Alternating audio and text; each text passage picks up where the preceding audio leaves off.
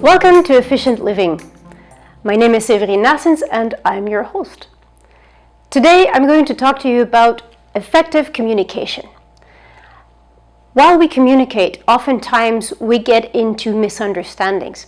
And the best way to avoid misunderstandings is to learn how to communicate effectively. Now, how do you do that?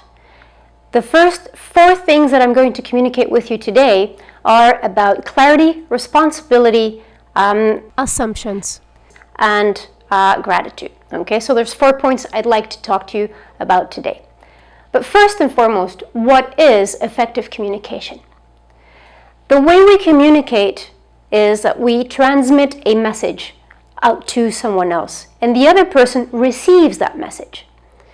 When our communication is efficient, the other person receives the message just the way we want them to receive it. But how many times have you had the situation where you're trying to explain something and the other person is just not getting it, or there's a huge misunderstanding because somehow they got lost in translation? There's these 4 points that I want to share with you today are the basis that for me have helped to construct an environment of effective communication with my family, with my team members, with everybody around me. Okay. I also would like to invite you to grab a pen and paper because we're going to do a short exercise in a minute. Okay. Now the first thing I want to talk to you about is the responsibility. When we speak, oftentimes we say, well, because of what you did, I'm feeling sad. Because of what you didn't do, I feel lost. Because of whatever somebody else did, I'm upset. That is, we're putting the responsibility onto someone else. We're giving that responsibility to someone else to control our feelings. We're handing out that power, and that is personal power. Now, to stand in your personal power, there's a few things that you can do. The very first thing that you can do is take ownership of your thoughts, your words, and your actions. Let's do an exercise. Go ahead and write down on a piece of paper all the things that you have to do. I have to make breakfast for the kids. I have to go to the supermarket.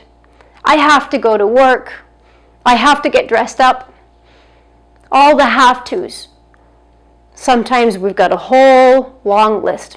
Right now we're going to work with a couple so that you can take a good look and get the idea of how we can change that responsibility just by saying the words differently.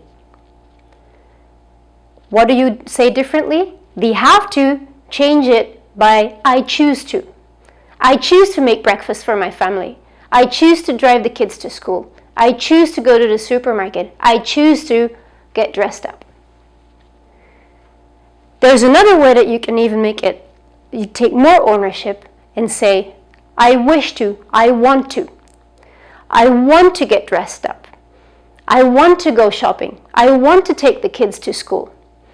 Okay, are you getting that difference?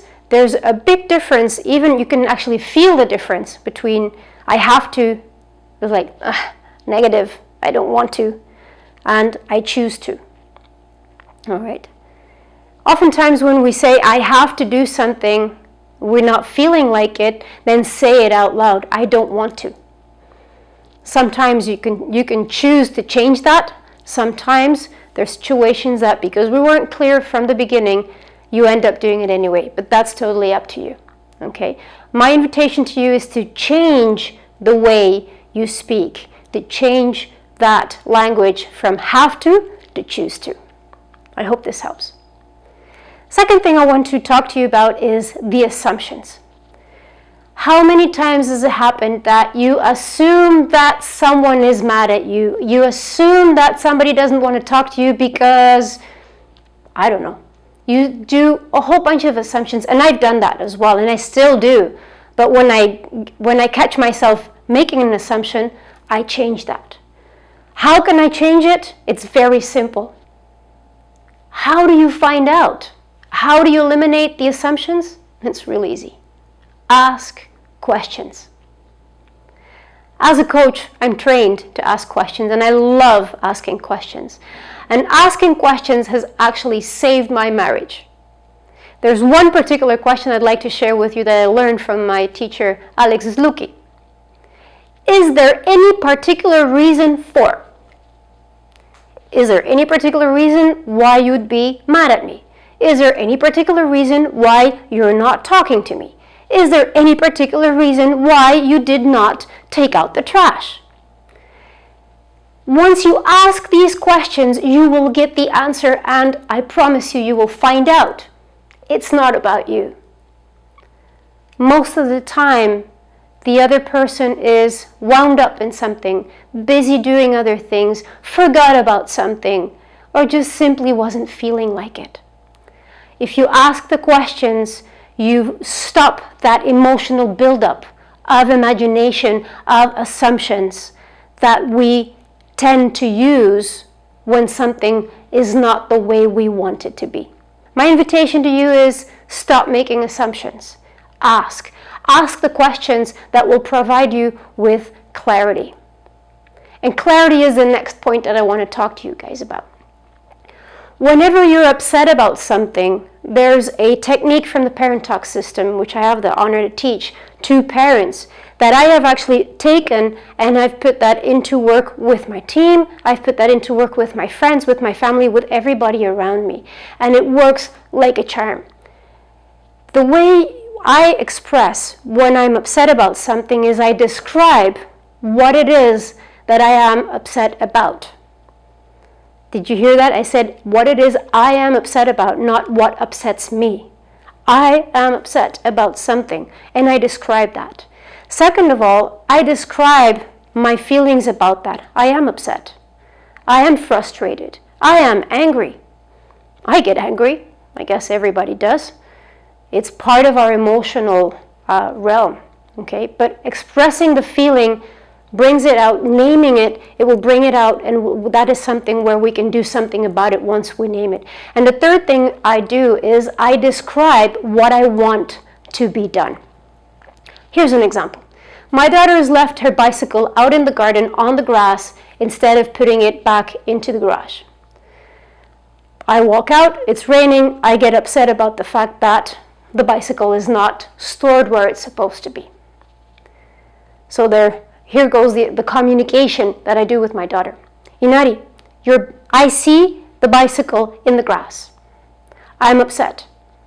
The bicycle goes in the garage. That way, I'm not attacking my daughter directly. I'm talking about the bicycle, and I can be upset and mad at the bike. The bike's not going to take it personal. And then I give a clear instruction of what I want to be done. Does that work for you? I really hope it does. Something else we can do to create clarity is give a short list of things that need to be done, like a step-by-step indication of something that we want done. For example, I want my daughter to learn how to take photographs with her phone. So what would be the steps, the logical steps to do that? Open up the phone and open up the camera app. That's one.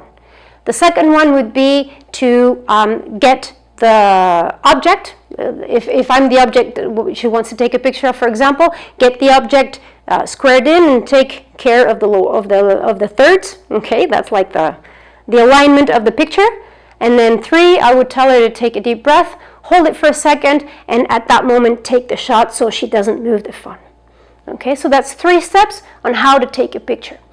Oftentimes we suppose, and once again we go back to the suppositions, we assume that people know what we know. And we don't. I don't know what you know unless you explain it to me and you tell me how you want things done. It works with the kids, it works with your partner, it works with team members, it works with everybody. If you want something done in a particular way, the best thing you can do is explain and give 3 to 5 steps on how you want things to be done, and you'll be surprised on how easily things start flowing, how clear it becomes to everyone on how you want things done, and you'll be surprised how many things get done that way. Okay? The last thing I want to share with you is gratitude. Oftentimes, we do so many things, not oftentimes, basically daily. We do so many things that we forget to say thank you. How many times have you thanked your partner for preparing lunch? How many times have you given thanks to your children for cleaning up their room? An example here is me thanking you, because I am honestly grateful for the opportunity and for the time that you're spending watching this program. This gives me the motivation to record more episodes and bring more content of value to you. So thank you for that. Thank you once again for joining me. My name is Séverine, and I'll see you next time.